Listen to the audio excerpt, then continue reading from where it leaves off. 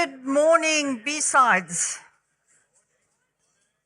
I don't know how many times you've said that, but it's like, welcome to my presentation entitled Unmasking the Digital Shadows, OSINT and Cybersecurity Professionals. So there's a bit of a backstory to why I decided to talk about the topic. And I think it was initially sparked by an argument in the office where the pen tester was saying, mumble jumble, blah, blah, blah, blah, and the investigators were saying, well, this is where the real work starts. You guys just run your automated software, pull out a report and go, moo, moo, moo, moo. So, listening to this conversation and disagreement between the teams, it got me thinking, OSINT and cybersecurity are basically joined hand by hand. And a lot of what I'm going to talk about today is my interpretation, my assumptions, my perception. And I wanted to share this because I felt that it's quite important that we understand we're on a holistic journey. We are there to fight the same enemy. We are there to protect not only our organization, we are there to protect our customers. We're there to provide a service. And the more efficient we are as a team with whatever we do, the better the outcome. So a little bit about myself. I am the CEO and founder and one of the investigators for Da Vinci Cybersecurity. We have a foundation that's attached to us as well, where we do specific cases that involve children and involve the elderly that have been scammed, that require assistance in these areas. And a lot of these parents cannot afford the services. So then they go through the foundation and they request assistance.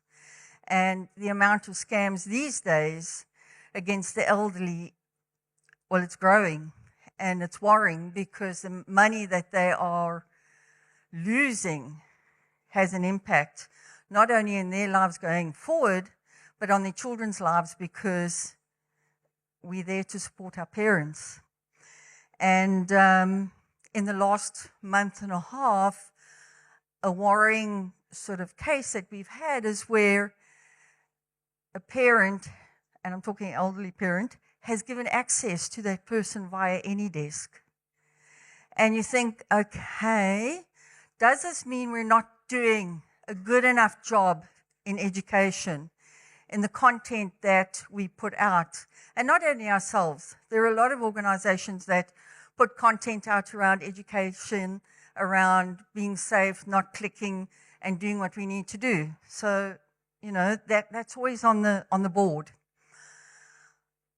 I collect all things Batman. So I was told to put in something a little personal, but I collect things Batman, So I'm not going to tell you the dogs and the cats and all that type of thing.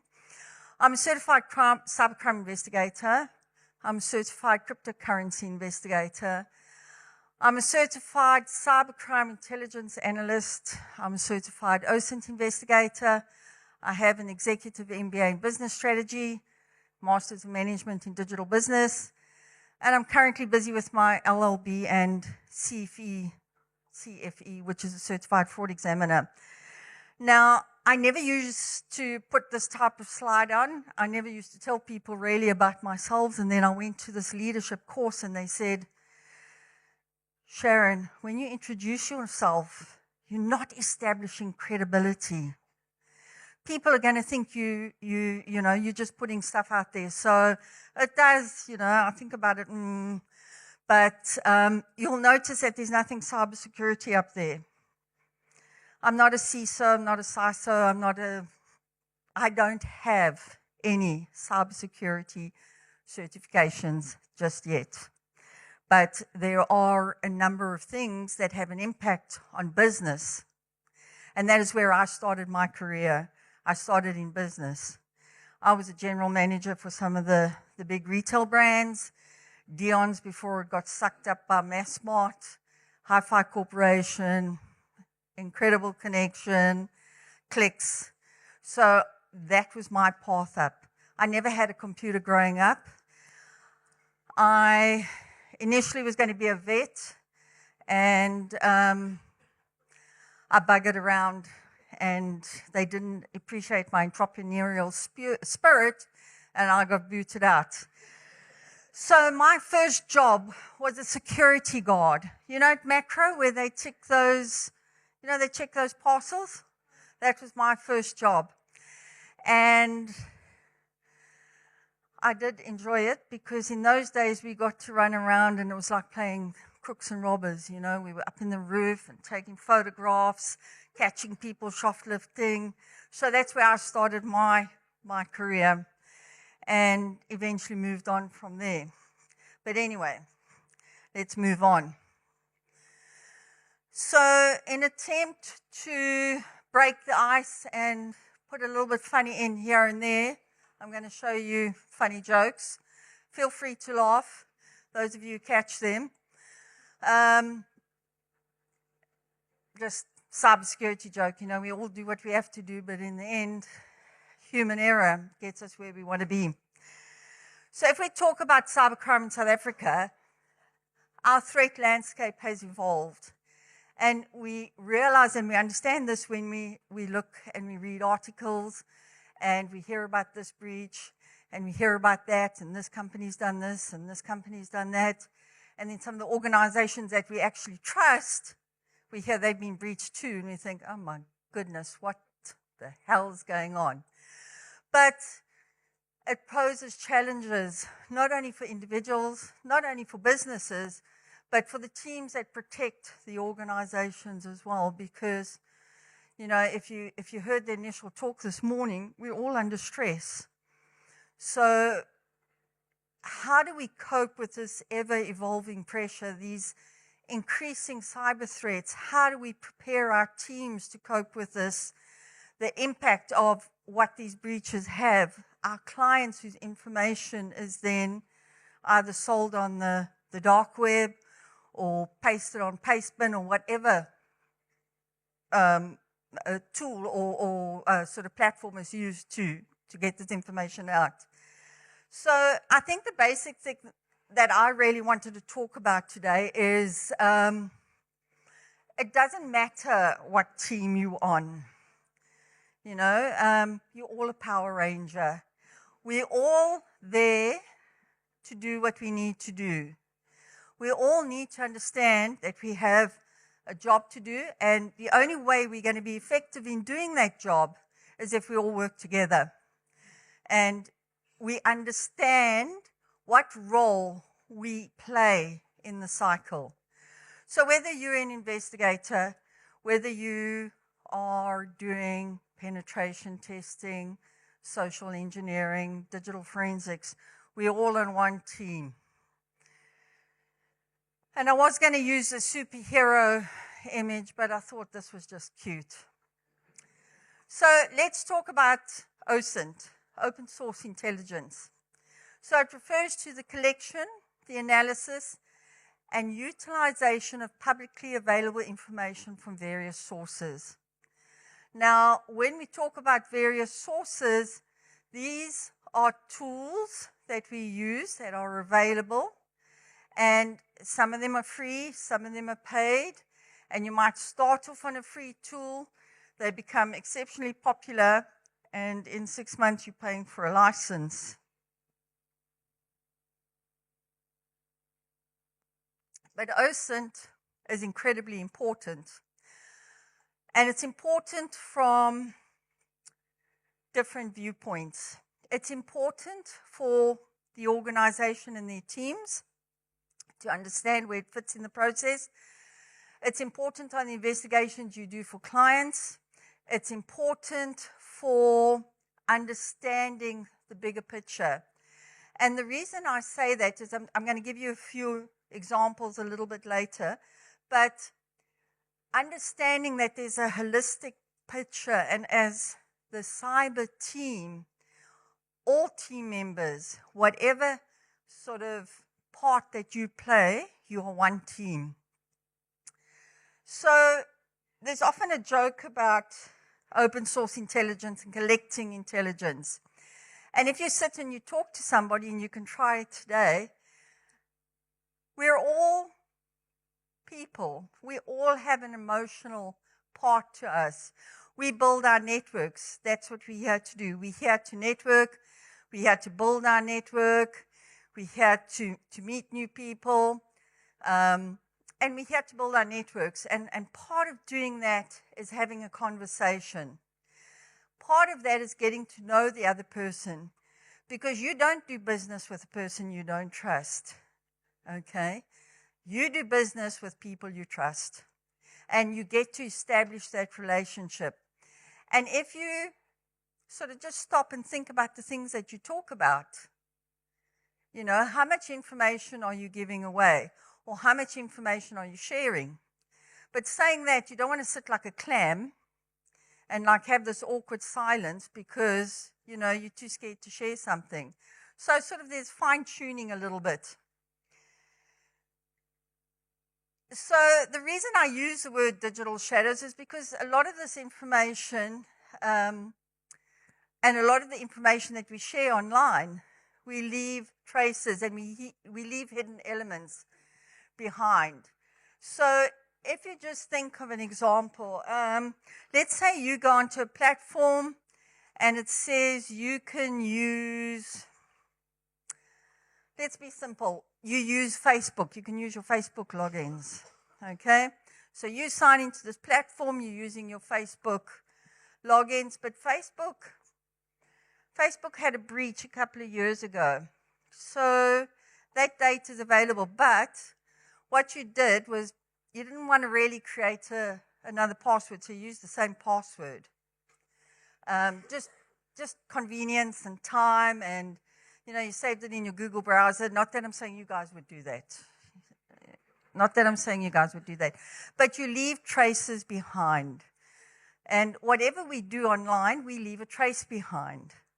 And sometimes that challenge of being invisible, you know, we all think that we know where we're going and how we're doing it and what we're entering, but we're people, we're human. And sometimes we take the quickest route. And Anna spoke this morning about when she clicked on a Uber link, which was a training session by her IT team. You're in the moment, you're busy, you're stressed, you're on your phone, you're multitasking, and that's sort of real life today, because we're so busy, we're so stressed, we have a lot of things to do, we've got email to answer, you've got the client phoning, you might have one of the team members who wants something, or they want to go off early, or they don't like the coffee. So like things are really, really evolving around you, and you click on things, you know, and that happens. It happens. So the challenge with open source intelligence is it's actually a double-edged sword. Because on one side, you're using all this intelligence gathering to build your investigation, you're using specific tools, you're building this all up. The baddies are using it too. You know, if you're their target, they're using the same tools. And maybe they're using more sophisticated tools with you because they can afford to pay the licensing. You know, where we have to like really think, you know, that license, you know, they've got all the money. And they must probably paying for it in crypto, because the amount of crypto scams going around, you know, these guys are coining it. So it really is a double-edged sword, because, you know, we all have the hashtag, well, a lot of us have the hashtag OSINT for good because we want to do good. That's where we want to be. But that information that's publicly available can be used two ways. And I think with the whole conversation about those that are in cybersecurity teams today and looking after their organization, we then say to the team, have you done a deep dive on yourself? Have you had a look at what you've put out onto the internet? Have you double-checked your email? You know, how secure your passwords? And, you know, the information that comes back, especially when you search yourself or you have a look at the information out there, you think, oh my goodness, you know. And I'll tell you a funny story. We had a client, and I was engaging with the CEO, and he was, you know, these beep staff, they do this, they enter this, they do this, wada. And he says, Sharon, I want you to go out there and I want you to go and check. And every staff member you find with exposed details, we have to sort out. What are we going to do? Are we going to have disciplinary? Are we going to do this? I said, no, we're not going to do disciplinary. We're going to do training because this is a learning process. So you start off small and you teach people. No. This is what he wants. So I said, okay, let's start. Let's see what we go and find. 2 weeks later, I send him back the mail, and I said to him, you will notice I've included no one else on the email, and there's an Excel spreadsheet attached. I said, the reason I haven't included anybody else on this mail, even though you've asked me to feed back, is because your Ashley Madison logins are still valid. And your wife is on the team, so I think you need to really sort of trying not to be judgmental and diplomatic, but you really need to clean your act up and, you know. And I got a mail back, okay, I think you need to speak to the manager going on. We'll get this resolved. But it was funny. It was very funny, actually. So if we talk about understanding the power of OSINT, we're looking at uncovering hidden threats. It complements our traditional cybersecurity tools. It's cost effective. And when I think about cost effective, I just think about the licensing and I think, I don't know if that's actually applicable anymore. And you have proactive threat detection. So yes, the cybersecurity team, whatever team they're in, plus the OSINT investigators, we all use tools, we all use software. And it can be a very cost-effective investigation, and it can be a very cost-effective service that you provide to your clients if you understand their objective and how you pack everything together. So when I talk how this fits into the cybersecurity arena, we're talking about we can enhance threat detection. We can investigate and track malicious actors, and we can mitigate potential risks, and that's quite important. So we look at from intelligence to impact. The effectiveness of gathering intelligence depends on the capacity to cause harm.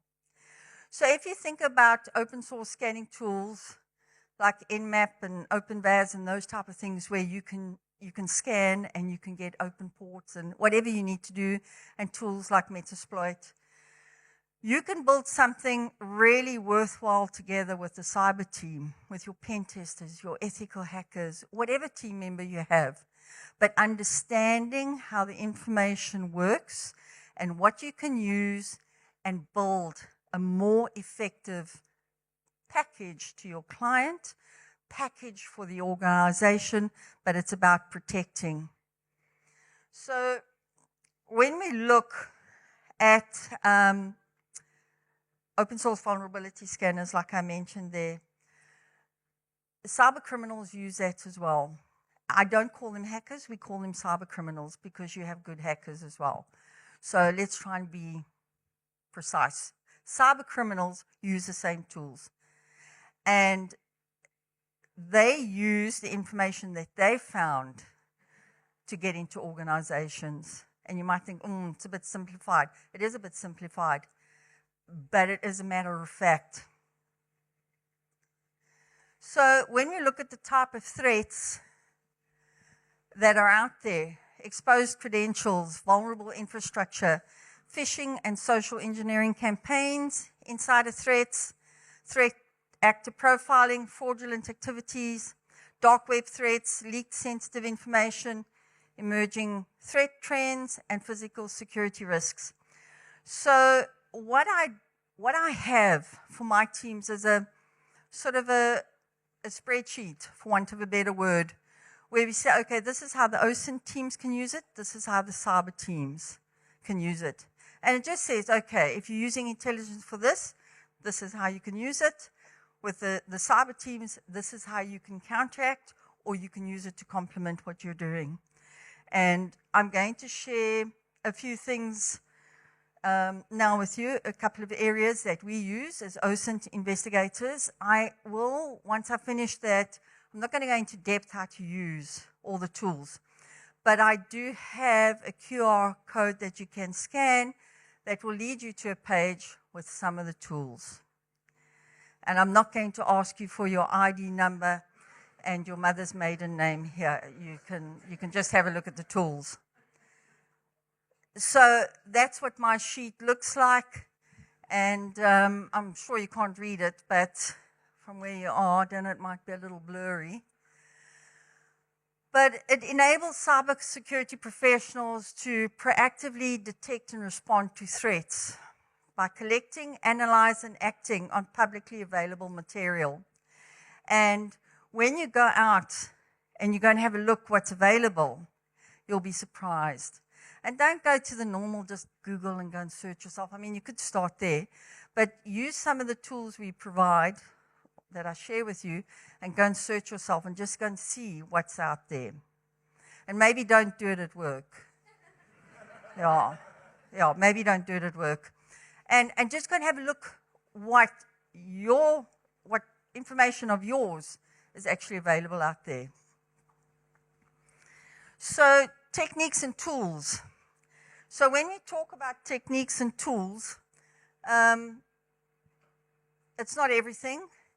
And I haven't used all the fancy OSINT terminology. You've got GeoInt, you've got SOCMint, you've got HUMINT, you've got Peppermint, you've got all types of mints. I haven't used that because even I can't keep up with all of the mints that are coming out. So basically, when we talk about techniques and tools, techniques drive tools. Techniques guide investigators on how and where to use the tools effectively, and tools support the techniques. Tools make it possible to execute techniques more efficiently or with greater accuracy. So an example, integration, and who isn't so great these days, but analyzing domain ownership, and we all know you can't really see much information. And there's a nice little tool called Whoxy,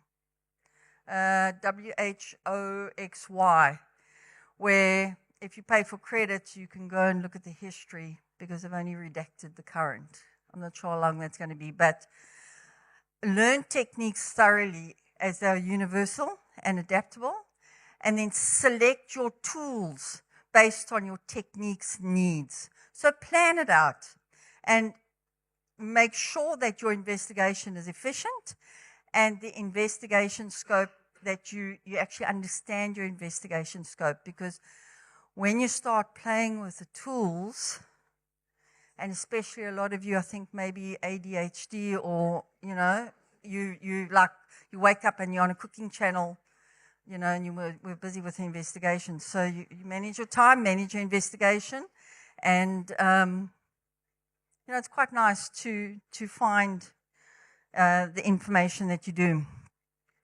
So I've just put it out in a little box about the aspect, the techniques, and the tools that you can use. So I'm not going to read everything, but it's quite a nice way, and this is quite a simplified way of just looking at tools and techniques, because that's what will drive your investigation. That's what you sort of, when you prepare your investigation, when you're talking to the team, when you're understanding your scope and the way that you move forward, it's nice to make sure that you're on track and that you keep on track. So with the tools that I will share with you, a lot of these categories are covered. So I think there's like only 3 or 4 tools. I have a start page where I use which I use with all my tools on. I didn't share it because if you had to look at it, you'll think, oh my goodness, this is the most disorganized person I've ever seen. But I understand it.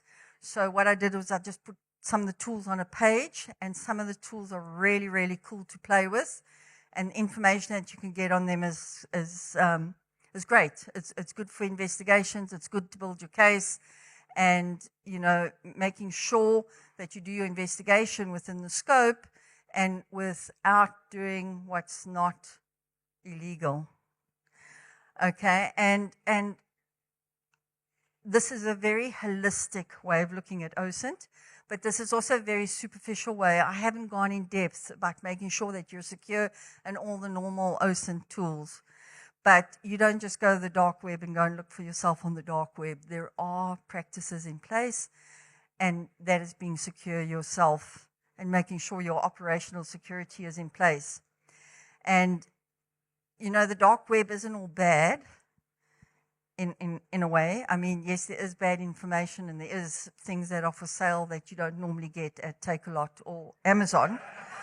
But there is some good in the dark web as well. And if you think about some of the countries that are restricted in you know, getting access to data or getting access to information, I'm still trying to sort of convince myself in that way. But I have a friend called Sam Bent, who's an American guy, and he was a bit of a baddie because he smuggled drugs and he went to jail, and he's telling me all about the good that the dark web does. But anyway, I've put some tools there for you to go and have a look at.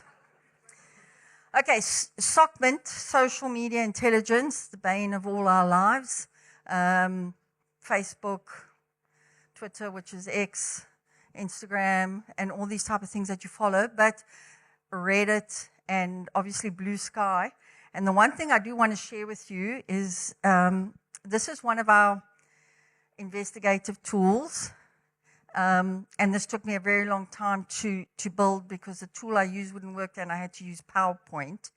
And my little lines wouldn't line up. But this is like a sort of a attack threat map, investigative map. So when we do an investigation on social media, on some of the apps, we sort of build out the way that we're going to look at, and you'll see these that are in red are some of the tools that we use, but we sort of plot out the target person we're investigating, and we sort of build out this whole investigation on using the data that's available because, you know, and Blue Sky is relatively new, and there's not a lot of traffic on there, but there's some good content there, and this is how we'll do it. So we have this for most of the social media platforms. Well, we got it all for all of the apps that are available, and this is how we do our SOCMINT social media investigations. We plot them out this. We look at the tools that we're going to use, and it's not cast in stone because as you're investigating, you'll find that the tool's not maybe the best tool for that particular piece of information you use, so we adapt. Okay, metadata analysis. So there's lots of ways that you can analyze the metadata, and it's PDF documents, photos, video, geotagging, websites, and I mean there's a few others that I haven't put up there as well, but you know, it used to be cool when you could go to Instagram and you could say to your mates, listen, post a picture, I can tell you where you are. You can't do that anymore. You know, like, just post that picture, I'll put your location, I'll tell you where you are, and like that. Wow, you know, that's amazing. You can't do that anymore. So, but there are ways that you can get the metadata, and especially sometimes with the baddies that are doing phishing hacks and that they don't change all the document properties or they make a mistake here and there. So metadata is important. And then domain and IP intelligence.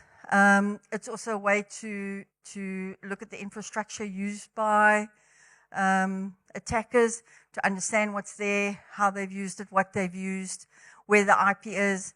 Now, a lot of people use VPNs, and And if you're patient, a VPN doesn't protect you 100%, because I'm sure some of you know that if your connection drops the real IP, you can see the real IP. So, and a lot of people only use VPN.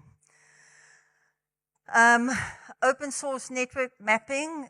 Maltigo is quite a nice tool here, and it has a lot of sort of third-party tools that you could also bring in here, and you could do, you know, whatever you sort of investigating, depending on your scope, you can bring it into Maltigo, and it's a nice way to map your investigation. Geospatial intelligence. This is also quite nice because when you find out a person's sort of a location, you can use things like Google Earth, you can use different mapping tools, you can find out what Wi-Fi they're using. If you use a tool called Wiggle, it'll tell you what internet providers are there. So there's a whole lot that you can build into this. And when you show your pen testers this, they're still not impressed, but yeah. Okay, then automation and scripting. You know, Python, doing a lot of web scraping, that type of thing. So you can streamline and build automation. And you will know, or you will notice that I'm not talking AI, okay? There's no AI here, not at all. I think the only AI used in this was maybe some of the pictures.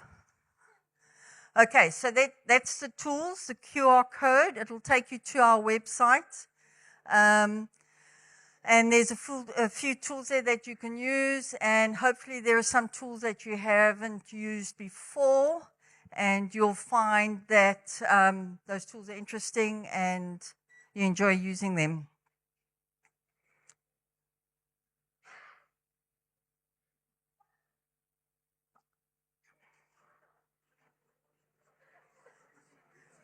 Okay, so the case study I'm going to talk about today was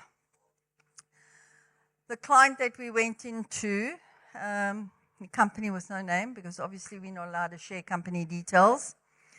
But we were asked to do a penetration test, a phishing test, and then cybersecurity training.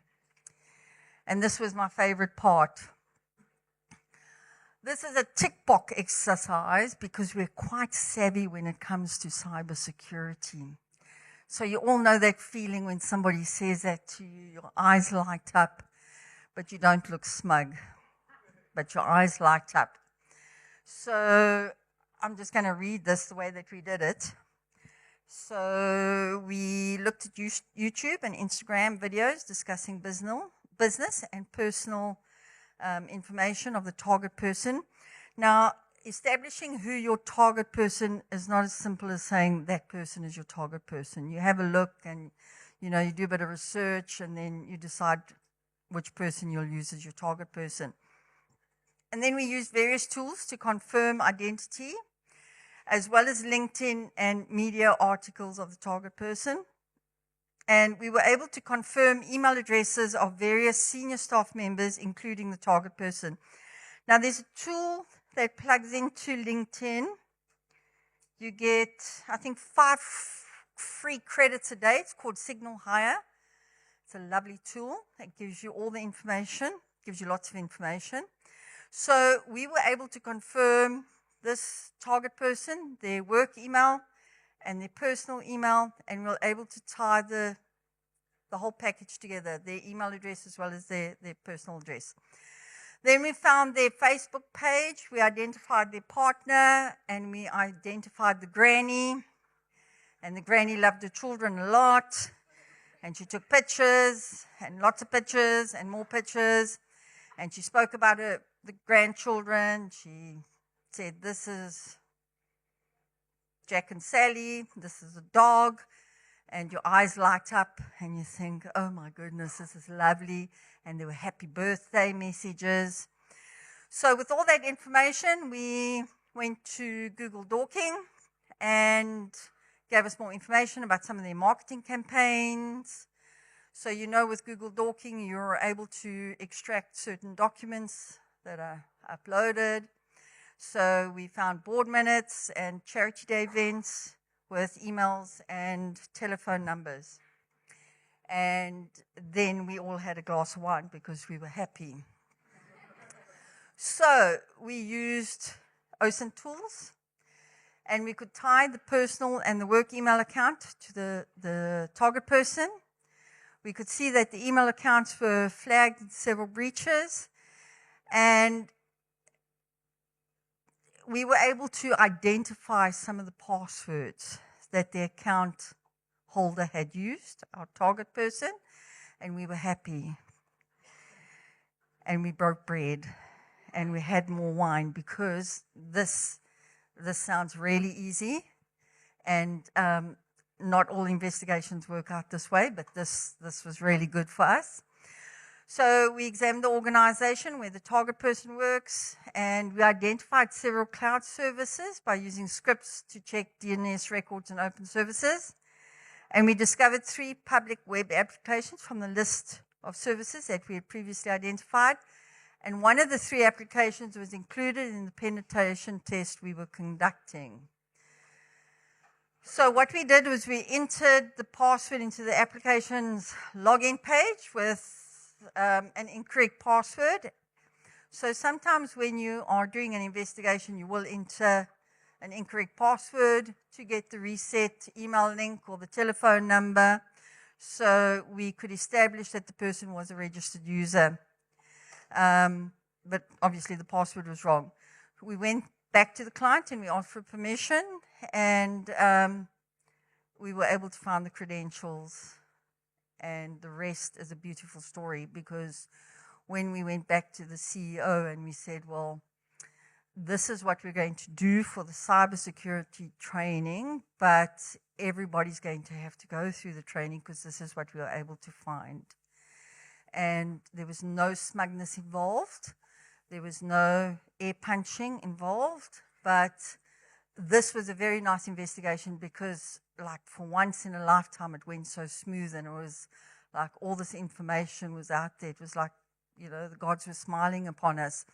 But investigations are not all that easy, and it's not all 1, 2, 3. There are a lot of steps involved. It takes a lot of time, and you have to verify information. So when we talk about being proactive, and I'm also not popular in the office when I have this picture on with the red team underneath, but social media fortification, and this is as the cybersecurity team making sure your business is secure as well.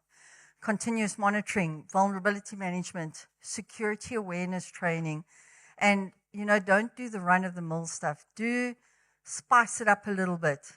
Least privilege access control, threat intelligence integration, and then red teaming and penetration testing.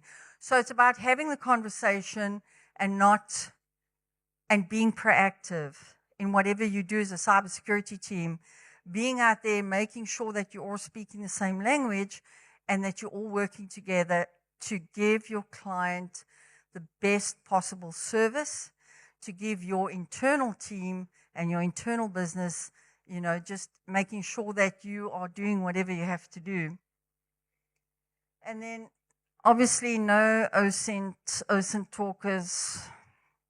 You have to have the ethical and legal considerations.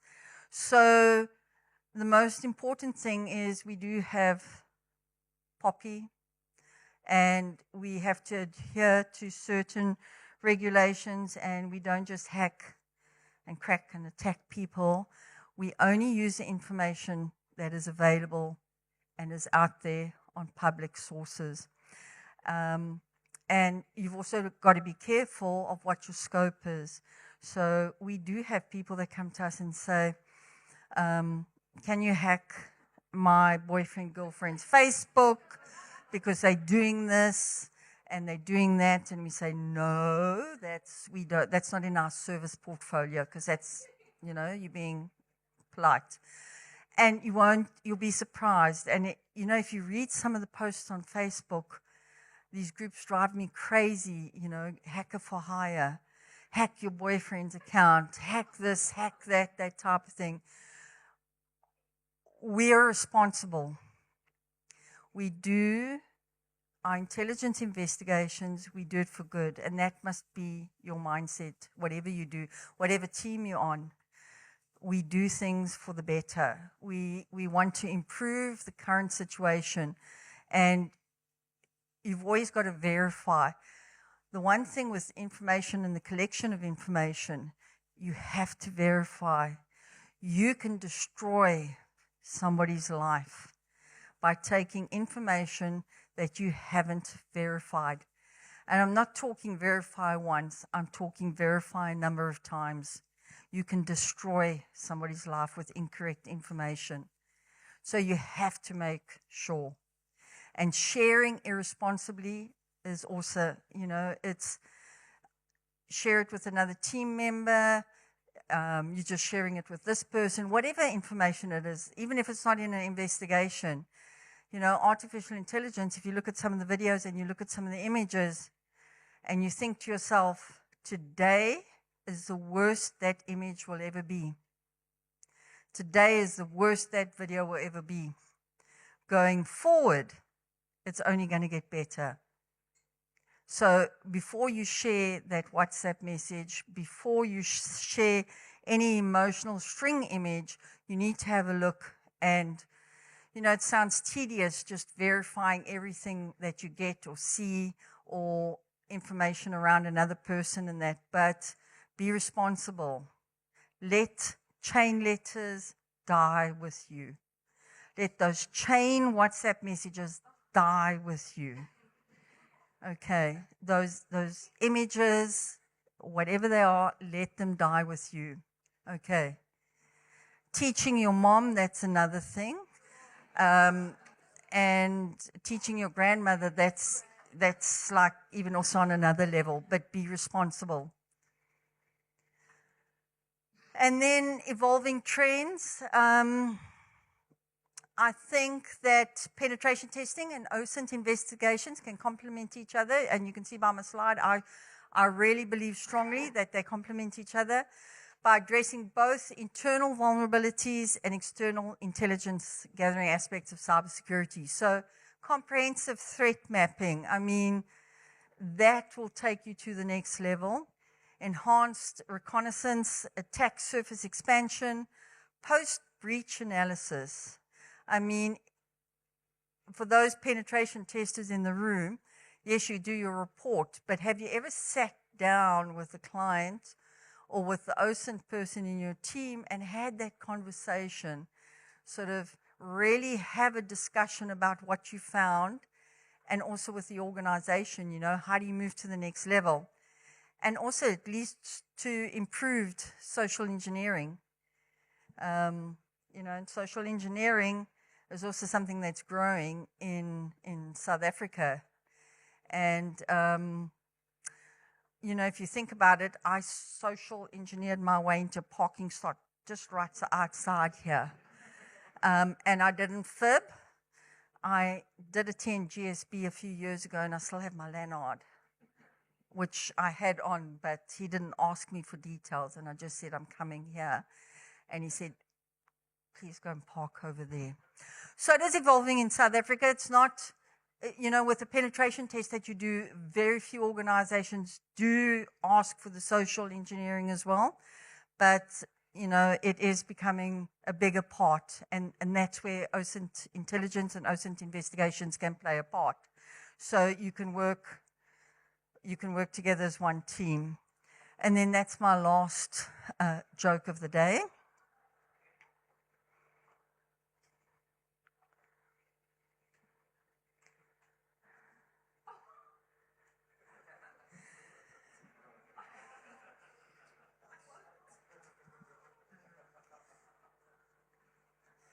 Okay, so thank you very much. I'm sure we haven't done the 45 minutes. I'm not really a 45-minute speaker, but that's a link to the tools again for those of you who missed.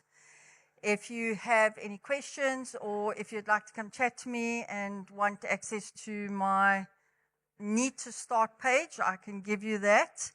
But any questions, anything that you would like to know? And I think one of the questions people do ask me is, because you didn't grow up with a cybersecurity background, how can you run a cybersecurity company? And there are two things: understanding business and understanding people is crucial to knowing the cyber threats out there.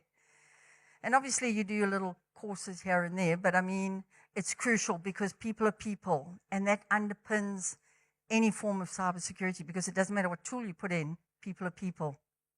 Thank you.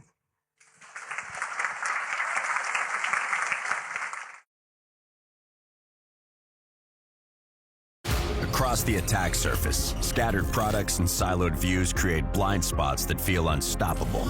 The deadliest risks are in these gaps, where attackers move in.